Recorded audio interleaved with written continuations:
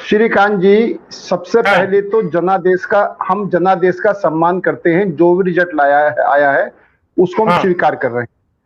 दूसरी बात, हमारे समाजवादी के नेता खुश हो रहे हैं, बहुत अच्छी बात है, और वो उनको उस जीत की मैं बधाई भी देता हूं।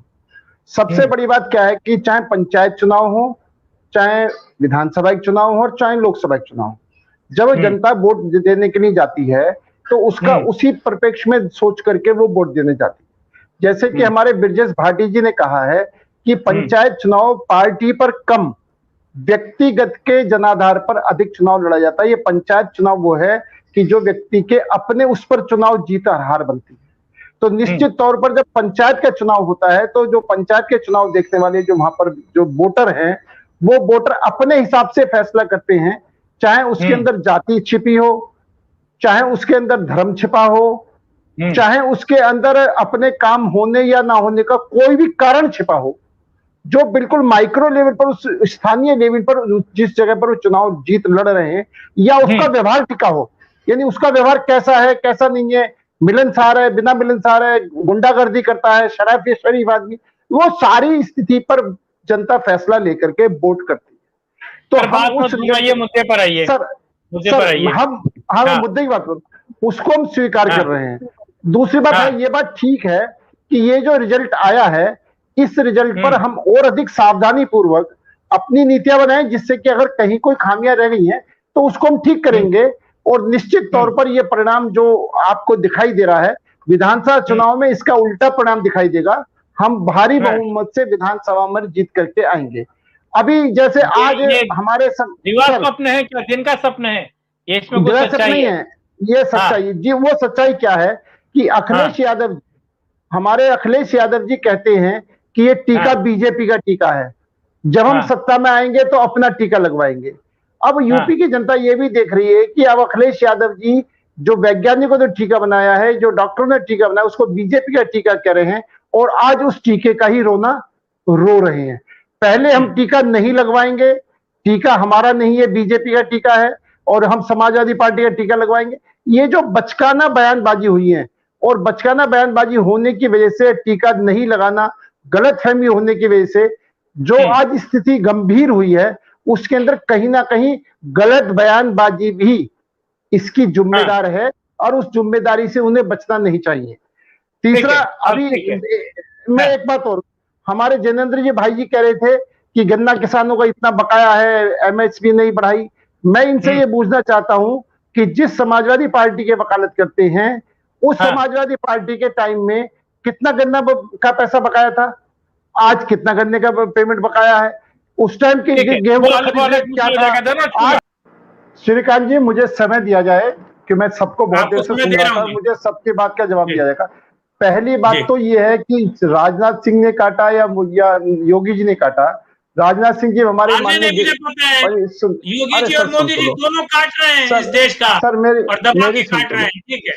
सुन लो। निश्चित तौर पर हमने कोरोना मरीजों को ठीक करने के लिए, उनके लिए हमने हॉस्पिटल खोला, और ये एक बधाई की बात है, ये आपको प्रशंसा की बात होनी चाहिए।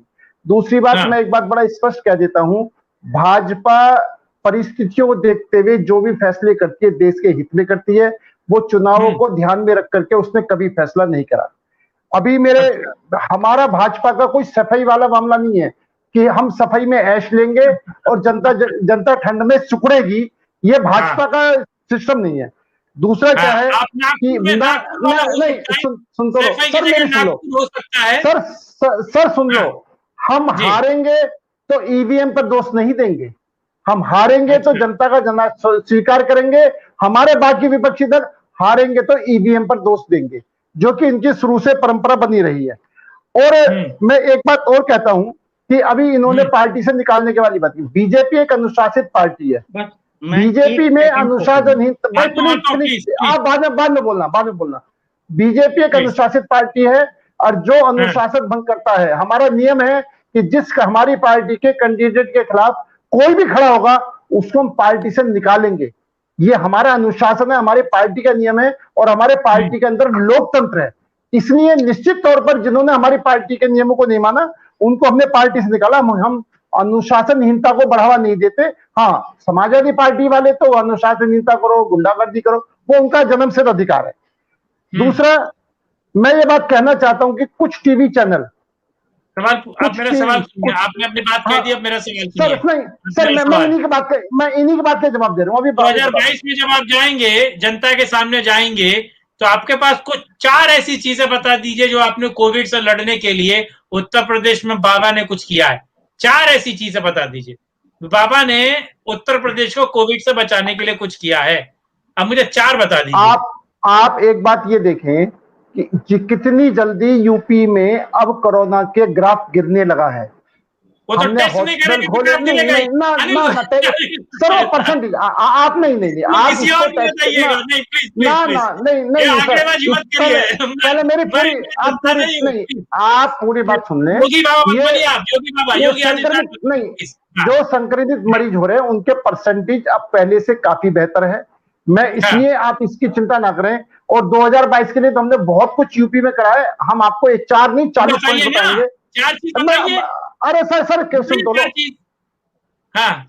हमारे राजनीतिक दल के जो लोग मेरे सामने बैठे हुए हैं और जो कुछ टीवी चैनल कह रहा हूं, आज ममता बनर्जी पूरी तरीके से गुंडागर्दी पे उतरी हुई है बिहार के, उसके बंगाल के अंदर। मैंने सिलेबस अलग पूछ लिया क्या? पूछ लिया क्या? मैंने ये टीवी चैनल खरीदने वाली बात कर रहा हूं।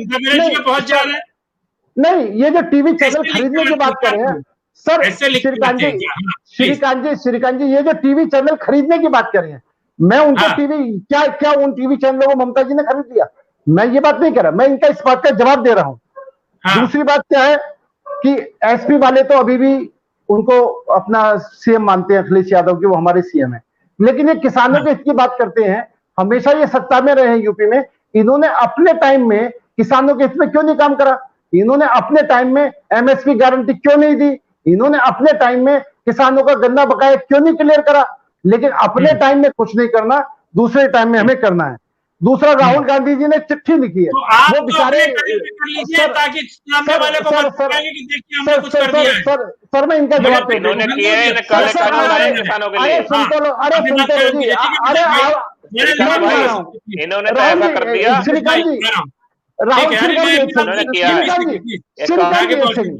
राहुल गांधी सिर्फ चिट्ठी लिख सकते हैं, कुछ नहीं कर सकते।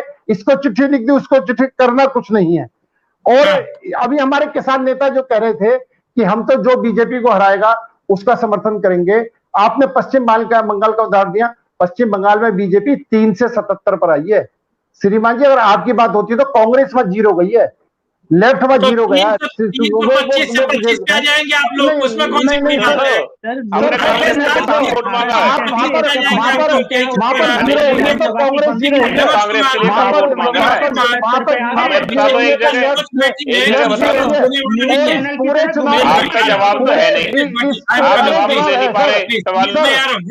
पूरे चुनाव में अगर 5 राज्य, सर एक सेकंड, अगर 5 राज्यों के चुनाव में देखा जाए तो बीजेपी ने कुछ ना कुछ पाया है। बीजेपी आगे नहीं। मैं एक बात तो ये कि हम यूपी के हित में, उत्तर प्रदेश के हित में जो भी काम होगा वो करेंगे और कर रहे हैं। मैं आपको एक बात, आज भी 28,000 केस आए लगभग, और 33,000 केस ठीक हुए हैं। 56,000 केस कंट्रोल हुए हैं, कम हुए हैं। मतलब पहले से 56,000 केस कम हुए हैं। मेरा आप जिनेंद्र जी बोलते मैं चुप रहता हूँ। मेरी एक बात सुनो बस। मेरा तो सिर्फ फाइनल रिमार्क्स ये है कि हम यूपी के हित में काम कर रहे हैं, यूपी के हित में काम करेंगे। कोरोना को कंट्रोल कर रहे हैं, तो कोरोना धीरे धीरे कंट्रोल हो रहा है, वो आपको करके दिखाएं। सरकार ने खुद कि आपको बीच में बोलने की बहुत आदत है। आपको बीच में बोलने की बहुत आदत है। मैं तो 20 सेकंड नहीं 2 सेकंड में